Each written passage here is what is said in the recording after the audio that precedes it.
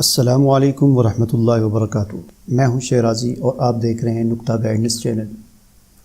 نومبر کے مہینے کا آخری اشرا شروع ہونے والا ہے اور اس مہینے میں امریکہ سمیت پاکستان میں بڑے بڑے کاروباری کمپنیاں اور دکاندار بلیک فرائیڈے مناتے ہیں۔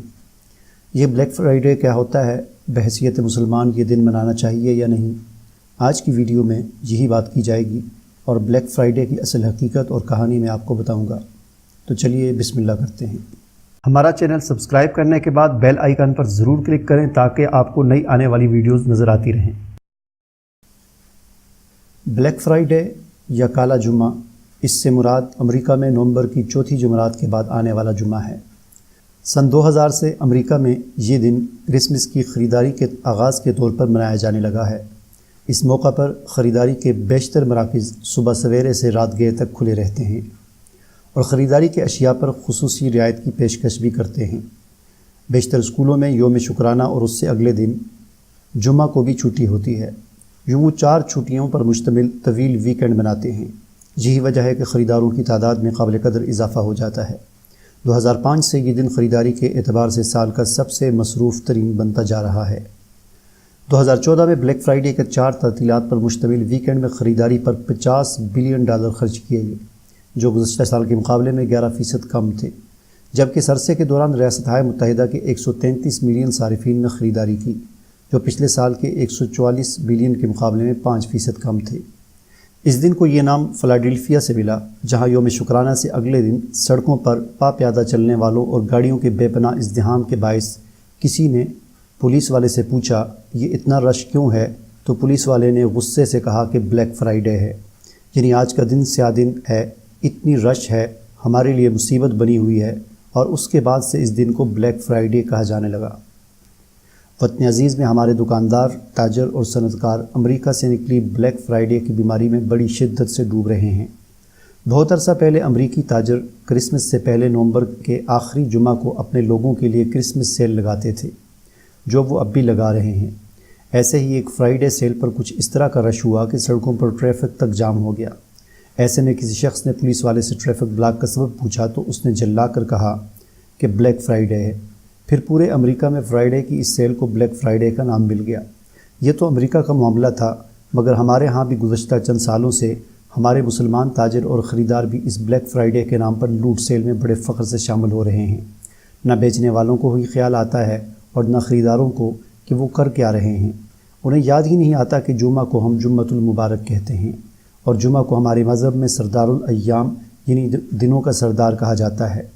جمعہ دنوں کا سردار ہے، بڑا بابرکت دن ہے اور یہ ایک متبرک اور مبارک دن ہے۔ اس دن درود شریف پڑھنے کی فضیلت آئی ہے اور متبرک اور مبارک دن کبھی بلیک نہیں ہوتا۔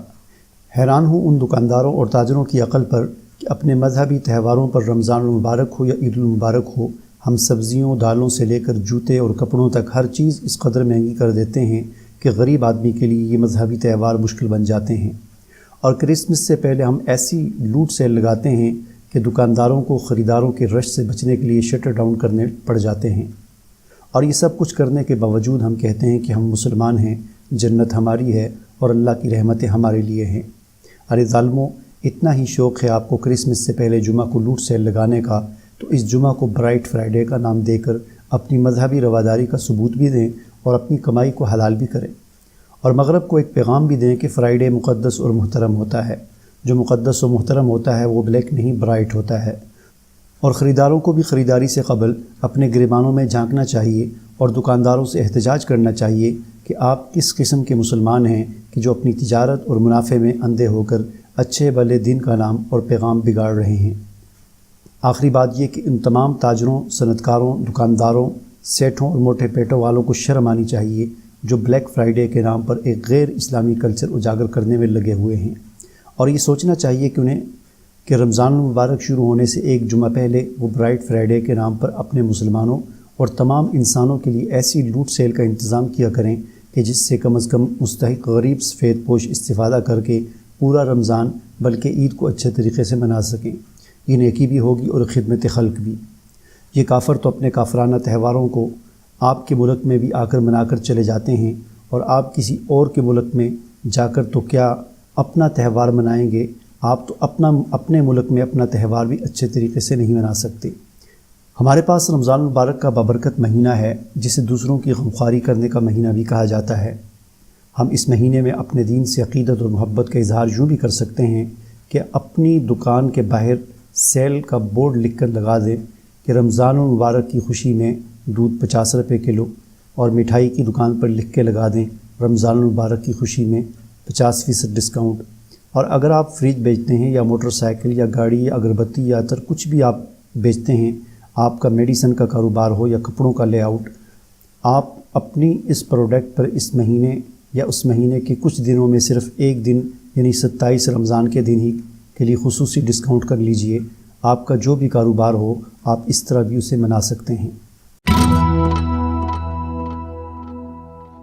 لال بٹن پر کلک کر کے سبسکرائب کریں اور پھر گھنٹی کے آئیکن پر کلک کریں تاکہ ہماری ہر نئی آنے والی ویڈیو کا نوٹیفیکیشن آپ کو مل سکے۔